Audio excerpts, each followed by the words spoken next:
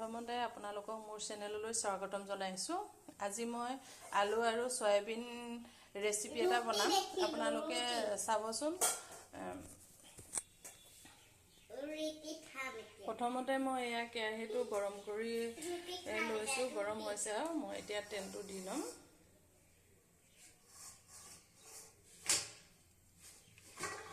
তেল নিজৰ জোখ অনুসৰি দিব লাগে, আপোনালোকে যিমানটো দিয়ে দিব পাৰে।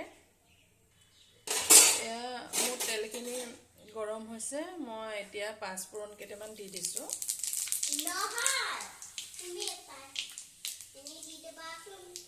তাৰ পাছত এয়া তেজপাত দিছোঁ। ইয়াৰ পাছত মই পিঁয়াজখিনি দি লৈছোঁ।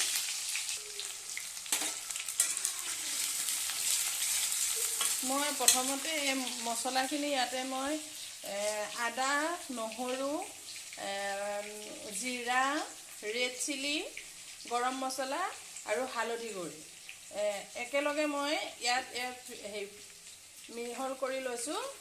এই মছলাখিনি মই প্ৰথমতে ভাজি ল'ম, মানে তেলত ধুনীয়াকৈ ফ্ৰাই কৰি ল'ম। মোৰ পিঁয়াজখিনি এয়া ৰঙা পৰি আহিছে, অলপ পিঁয়াজটো ভাজি ল'ম। পিঁয়াজটো ভজাৰ পাছতে মই মছলাখিনি দিম। মোৰ পিঁয়াজখিনি এতিয়া ফ্ৰাইটো হৈ গৈছে। এতিয়া মই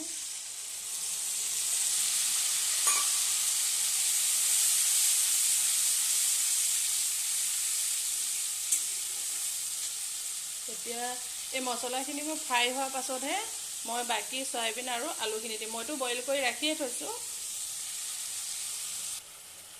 মোৰ এয়া মছলাখিনি ফ্ৰাইটো হৈ গৈছে আৰু এয়া তেলটো ওপৰলৈ বিৰিং বিৰিং ওলাই গৈছে। তেলটো ওলাই গ'লে গম পাবই আৰু মছলাটো ফ্ৰাই হৈ গৈছে।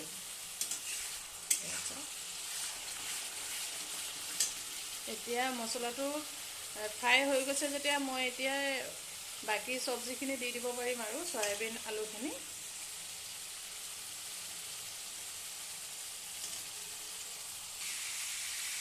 সয়াবিন আলুখিনি দিয়াৰ পাছত অলপ দেৰি লৰাই লৈ আকৌ অলপ দেৰি ঢাকন মাৰি মই ৰাখি দিম আৰু সয়াবিন আলুৰ লগতে মছলাখিনি অলপ মিক্স হৈ যাবলৈ ফ্ৰাই হ'ব।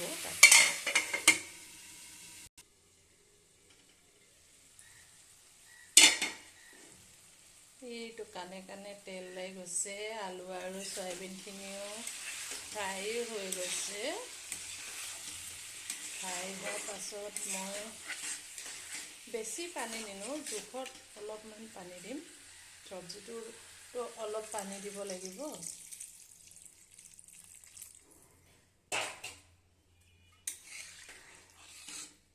এতিয়া পানী দি অলপ উতলিবলৈ দিম। উতলাৰ পাছতে আৰু মোৰ চব্জিটো ৰেডি হৈ যাব। চাই থাকিব, আপোনালোকে এনেকৈ বনাই চাব, বনাই লৈ খাই চাব কেনেকুৱা পায়। যদি ভাল পায় মোক কমেণ্ট কৰিব, লাইক কৰিব, শ্বেয়াৰ কৰিব আৰু ছাবস্ক্ৰাইব কৰি দিব নাপাহৰিব। লগতে কাষতে থকা বেল আইকনটো টিপি দিব।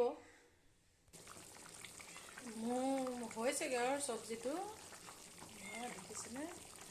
বেছি মই পাতলো কৰা নাই, বেছি জোলো কৰা নাই।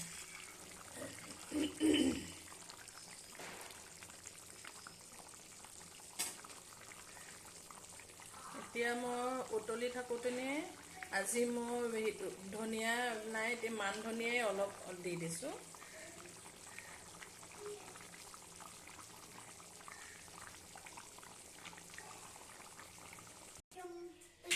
এয়া মোৰ চব্জি ৰেডি হৈ গ'ল।